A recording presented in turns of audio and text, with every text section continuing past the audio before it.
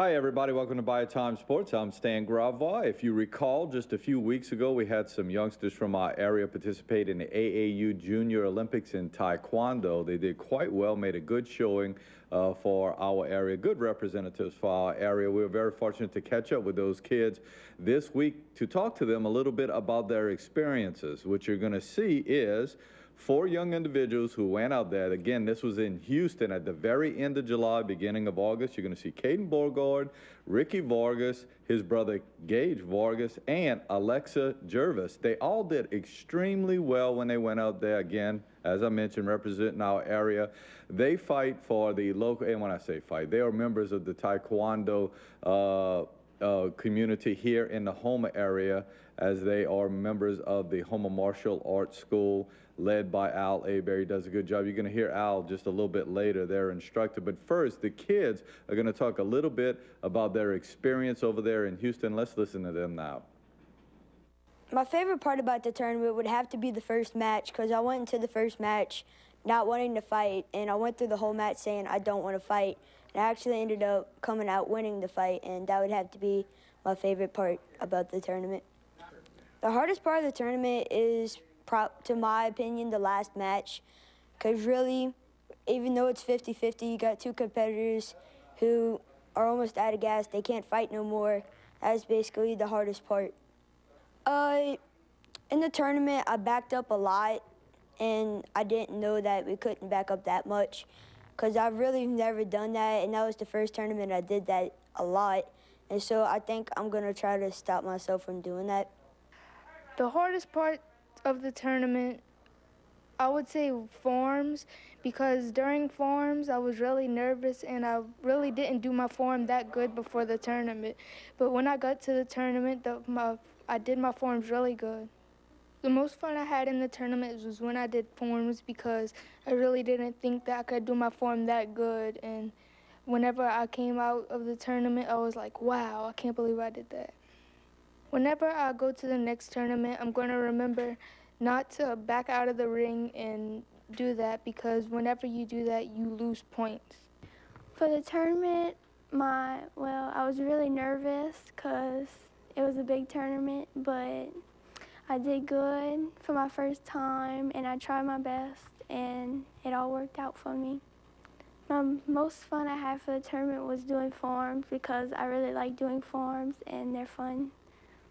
The hardest part was sparring, because that's harder than forms, but it was all good.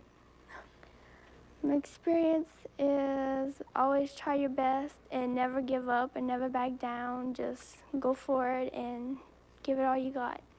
The fun part about the tournament is having fun and trying your best. Getting in a ring and trying to focus too much is the hardest thing. What I did wrong at these tournaments is, one of them, I didn't try my best and I kept getting out the ring. And this one, I really did win it, but they didn't say I didn't win it. I didn't do nothing wrong at that one. I didn't see it that way.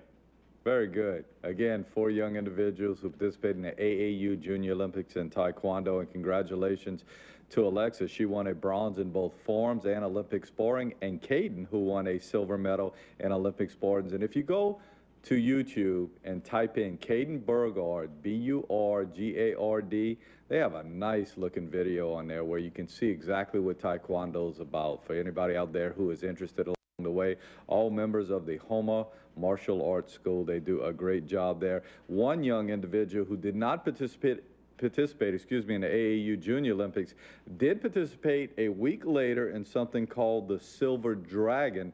You're going to hear from Chase Wazan. He's going to talk a little bit about his experience participating in that 1 week later. Here's Chase Wazan. The most fun I had at the tournament would be forms, because they're easier than sparring, but they're still hard. The hardest part would be sparring, because you're fighting so many people, and the more you win, the more you fight. experience I take from the tournament is don't back down at your opponents, because if you do, you might lose.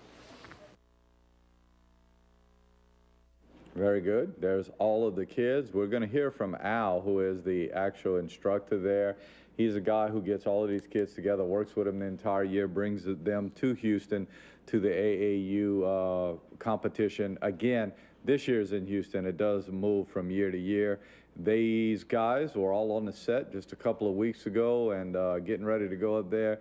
Very impressed with Al Hebert. Seems to do a very good job with these kids and has these kids doing something very positive in the community.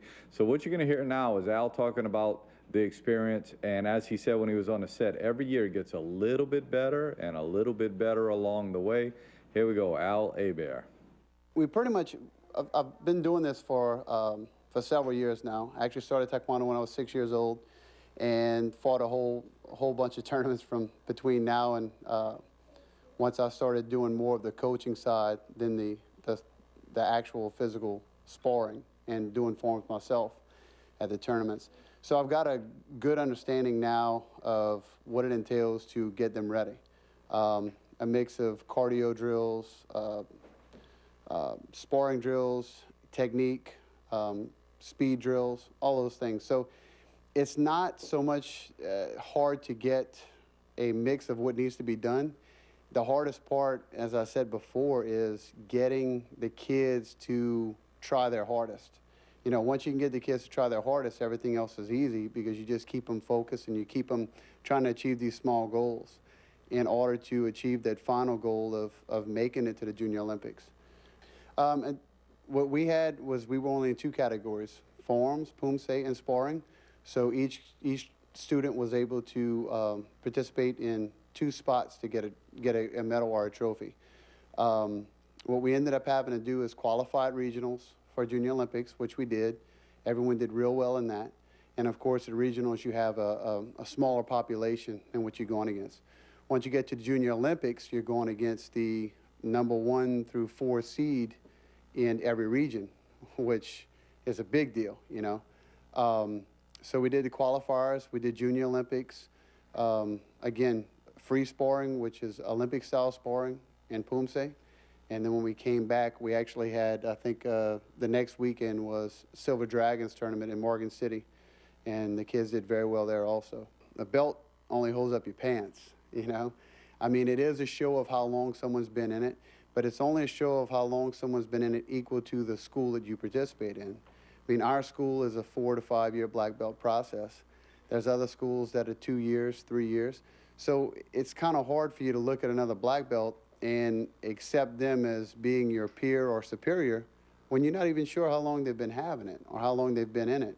And that's what I need to focus more on as far as the kids entering black belt division for the first time, because it is a big jump. I mean, the black belt is looked at as being superior, you know, as being a big accomplishment. So the kids in their mind, you know, they see the instructors at black belt level, and it overtakes them in the mind thinking that this 13-year-old or 12-year-old's wearing a black belt, so they must be equal to their instructor, which isn't always the case, you know. Very proud of my kids. I mean, they did outstanding. Just for them to get in front of everybody and get in the ring, I mean, it's a feeling that you can't explain. You have to get in there and try it. A lot of times the parents will tell me, you know, afterwards, oh, man, I wish my kid would have done more, and I have to explain to them, you don't understand, just climbing in that ring. You know, there's no umbilical cord. There's nothing there to protect you. You're in there on your own. You participate as a team. We work out together as a team, but it's yourself. You're the only person there. Even though your coach is in your corner, you have to do it. You have to protect yourself. You have to fight off your opponent. And you're getting in the ring with somebody that's going to try to kick you in the face. I mean, it's a little intimidating, to say the least, you know? Again, those kids did a good job. There is more competition before this year ends, but we look forward to speaking to them in the future and hearing what's going on with the Houma Martial Arts School. Got to take a commercial break. When we come back, we're going to look at LSU football. They had their final preseason scrimmage yesterday. We'll tell you a little bit about who stood out, and we'll also talk Nichols football and get you up to date on all of the high school jamborees in the area. We'll do that after this.